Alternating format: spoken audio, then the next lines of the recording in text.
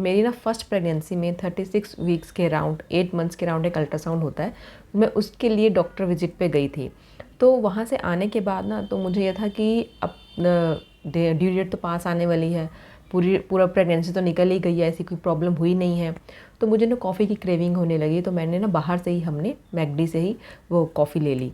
तो जब वो पी करके हम घर आए ना, तो घर आने के थोड़ी देर बाद ऐसा हुआ कि मुझे बहुत रेस्टलेस फील हो रहा था, बहुत बेचैनी हो रही थी। और उसके थोड़ी देर बाद ही मेरे यानी कि नाक से ना ब्लड आने लग गया था, बहुत थोड़ा सा, कि मुझे थोड़ा कुछ लगा कि कुछ गीला सा है। तो मैंने चेक किया तो ब्लड था। तो तब मैंने अपना बीपी चेक किया, तो बीपी मेरा 136 अराउंड था, जो हायर साइड रहता है, जो कभी नहीं हुआ था मेरा। वो फर्स्ट टाइम ऐसा था। और पूरी प्रेगनेंसी में भी जो मेरा बीपी है वो 110 115 के अराउंड ही रहा है, जो अपर साइड होता है। और वैसे भी जो लेडीज़ का कहते हैं कि वो लोअर साइड ही रहता है बीपी। लेकिन वो फर्स्ट टाइम था मेरी प्रेगनेंसी में जब मेरा बीपी इतना हाई हो गया था 136। तो मैं अचानक से डर गई थी, बेचैनी भी हो रही थी, नाक से भी खून आ रहा था। तब मैंने अपनी फिर डॉक्टर को फ़ोन किया, तो उन्होंने बोला कि ऐसा कुछ नहीं होगा, कि बेबी ठीक होगा, कि अभी तो स्कैन हुआ है थोड़ी देर पहले, तब तक तो कुछ प्रॉब्लम नहीं थी, तो हो सकता है कॉफ़ी पीने से हो गया, आप थोड़ा रेस्ट करो। नहीं अगर आराम आता है तो फिर उसके बाद हम मतलब रात में मुझे आ जाना दिखाने। लेकिन ये था कि थोड़ी देर रेस्ट करने के बाद फिर बीपी चेक किया तो वो नॉर्मल हो गया था। तो इसका ना मुझे मतलब समझ में आया कि डॉक्टर ने स्टार्टिंग में मना किया था कि प्रेगनेंसी में ब्लैक टी कॉफ़ी मतलब कैफ़ीन नहीं लेना है। नमस्ते, तो एक बार फिर से स्वागत है आपका अपने इस चैनल पर। तो अब बात करते हैं कि प्रेगनेंसी में कैफ़ीन, कॉफ़ी, चाय या जो सॉफ्ट ड्रिंक होती है, जिसको आप कोल्ड ड्रिंक कहते हो, सोडा कहते हो, कुछ कोको कोला के नाम से जानते हैं, लिम्का, पेप्सी, ये सब आप पी सकते हो या नहीं पी सकते हो। बहुत लेडीज़ को होता है कि बहुत क्रेविंग होती है, कुछ को आदत होती है कि डेली पीनी है। तो पूरी प्रेगनेंसी में मैंने चाय तक भी नहीं पी थी, लेकिन लास्ट में आके मैंने थोड़ी सी लापरवाही कर दी और कॉफ़ी पी ली। तो अब डॉक्टर जो है मना करते हैं, उसका रीज़न क्या है कि जो मैंने अपनी स्टोरी आपको बताई कि जैसे कंसीव होता है, हम फर्स्ट विजिट के लिए जाते हैं तो डॉक्टर हमें लिस्ट दे देते हैं कि आपको क्या क्या करना है, क्या क्या नहीं खाना है स्पेशली उसकी। तो उस लिस्ट में ऐड था कि ब्लैक टी, कॉफ़ी ये सब नहीं पीना है, या जो कैफ़ीन है ये नहीं लेना है। तो मैंने उसी दिन से ना अपनी पूरी प्रेगनेंसी में 1 साल मैंने चाय को हाथ भी नहीं लगाया था। और सेकेंड प्रेगनेंसी में भी मेरा यही हुआ कि एक एक साल मतलब दोनों टाइम मैंने चाय नहीं पी थी। इसमें क्या होता है ना, कैफ़ीन जो स्टडीज़ में कहा गया है कि कैफ़ीन जो है अगर आप 200 mg से ज़्यादा लेते हो तो वो आपके बेबी के लिए हानिकारक हो सकता है, क्योंकि जो कैफ़ीन है ये डायरेक्ट आपके ब्लड स्ट्रीम में जाता है और फिर वहाँ से प्लेसेंटा के थ्रू आपके बेबी तक पहुँचता है। और बेबी को ये जो भी फैटल ग्रोथ है वो उसमें डिस्टर्बेंस क्रिएट करता है। या ये भी मैंने पढ़ा है कि स्टडीज़ में ये भी कहा गया है कि जो मदर कैफ़ीन या सॉफ्ट ड्रिंक ये सब पीती हैं प्रेगनेंसी में, उनका जो प्रीटर्म भी हो सकता है, और साथ में जो बेबी का वेट होता है या जो साइज़ है वो स्मॉल रह जाता है, यानी कि जो बर्थ वेट है वो बच्चे का कम रह जाता है। ये मैंने अपनी प्रेगनेंसी के टाइम पे कहीं पढ़ा था, क्योंकि प्रेगनेंसी में ऐसा होता है ना, जब फर्स्ट टाइम प्रेगनेंसी होती है, मैंने तो कुछ भी अगर खाया है ना तो पहले पैकेट पे ना उसके इंग्रेडिएंट पड़े हैं। कुछ भी खाया है तो गूगल किया है कि ये प्रेगनेंसी में खा सकते हैं या नहीं खा सकते हैं, अपने डॉक्टर से कंफर्म किया है। तो जब मुझे तसल्ली हो जाती थी कि हाँ ये सेफ़ है, तभी मैंने उसको खाया है। तो वैसे ही कैफ़ीन मैंने उस टाइम पे बहुत जगह पढ़ा था, ये सोडा, ये कोल्ड ड्रिंक जो भी आप कहते हो, कि ये पीने से बच्चे की जो ग्रोथ है उस पर डिस्टर्बेंस आता है। और अगर आप 300 mg से अगर आप लेते हो उससे ज़्यादा, तो ये आपके मिसकैरेज का भी कारण बन सकता है।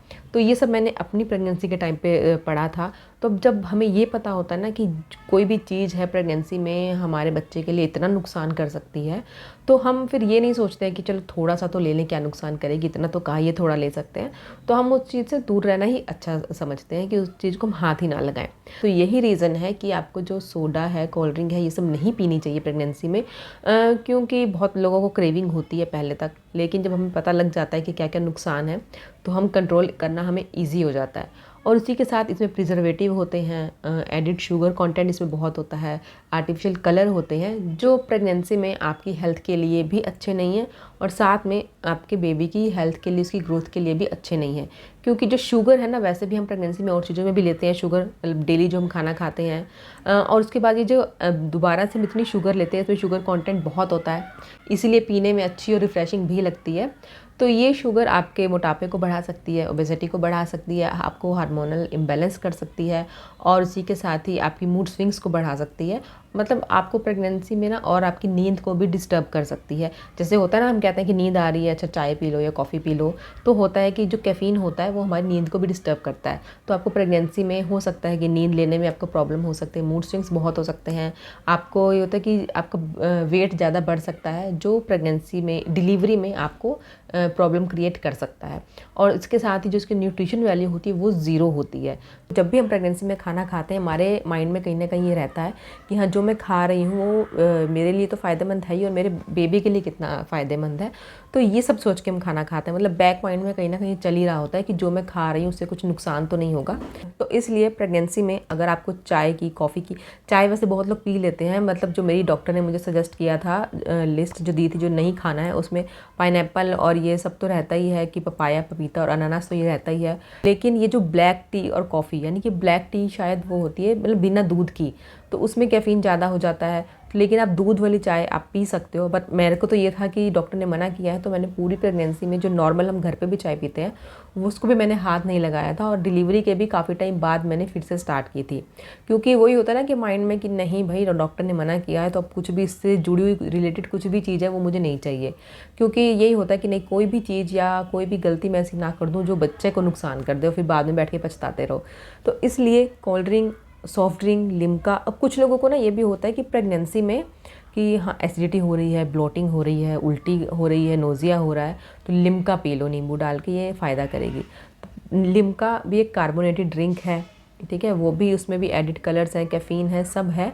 तो वो पीने से अच्छा है कि आप सिंपल नींबू पानी पी लो, नारियल पानी पी लो। लिम्का विम्का कोई गैस को कम नहीं करती है। मतलब ये होता है कि एक साइकोलॉजी कह लो होती है कि हाँ लिम्का पी लो कि वो अच्छा फील होता है, तो हमें थोड़ा रिलैक्स फील हो जाता है। तो सिंपली आप नींबू पानी पी लो उस टाइम पे, लिम्का को आप अवॉइड करो कि अगर आपको एक आदत भी बनी हुई है तो। और कॉफ़ी है वो बहुत लोग अवॉइड नहीं कर पाते हैं, लेकिन आप माइंड में ये सोचोगे कि हाँ जो कैफ़ीन है आपके बच्चे के लिए कितना नुकसान कर सकता है, तो वो भी छूट जाएगी, उसमें भी कोई प्रॉब्लम नहीं आएगी। हाँ, लेकिन अगर आप लेना चाहते हो, कि होता है कि बहुत ही ज़्यादा क्रेविंग होती किसी किसी को, या बहुत ही मतलब रूटीन ही एक बना हुआ है कि नहीं छोड़ सकते हैं, आप कभी कभी आप एक छोटा हाफ कप आप ले सकते हो। लेकिन अगर आप वो भी अवॉइड कर सकते हो तो वो बहुत ही अच्छा है।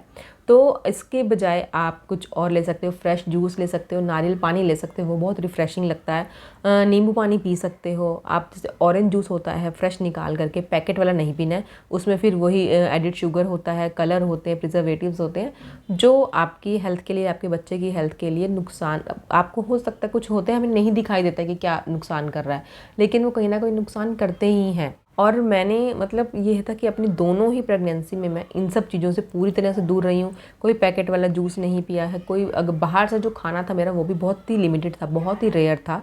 और साथ में जो सॉफ्ट ड्रिंक है वो तो बिल्कुल हाथ ही नहीं लगाया, चाय कॉफ़ी बिल्कुल हाथ नहीं लगाई, सिर्फ एक बार हाथ लगाई थी जो मैं इंसिडेंट्स आपके साथ शेयर कर चुकी हूँ। तो इसलिए इन सब चीज़ों से प्रेगनेंसी में आप दूर रहो। डिलीवरी के बाद बहुत टाइम है ये सब खाने पीने का, और प्रेगनेंसी से पहले भी खाया ही है बहुत। तो प्रेगनेंसी में जो 9 महीने हैं वो आप अपने बेबी के लिए आप डेडिकेटेड रहो, उसके लिए फोकस्ड रहो कि हाँ उसकी सेहत के लिए क्या अच्छा है। तो अगर होता है बहुत लोगों को इतनी क्रेविंग होती है ना कि मतलब प्रेगनेंसी में तो मूड स्विंग्स इतने होते हैं कि जो हमें चीज़ क्रेविंग हो रही है और वो हमें नहीं मिल रही है ना, तो हमें रोना आ जाता है, ऐसा हो जाता है। तो अगर बहुत ज़्यादा क्रेविंग है कि ऐसा हो रहा है तो आप बहुत थोड़ा सा आप ले सकते हो। थोड़ा सा कभी कभार लेने में इतना हार्म नहीं होगा। अब कुछ लोगों को ये भी होगा ये वीडियो देख के कि यार हमने तो पहले ही ले लिया, हमने तो अभी थोड़ी देर पहले ही पिया था या कल ही पिया था।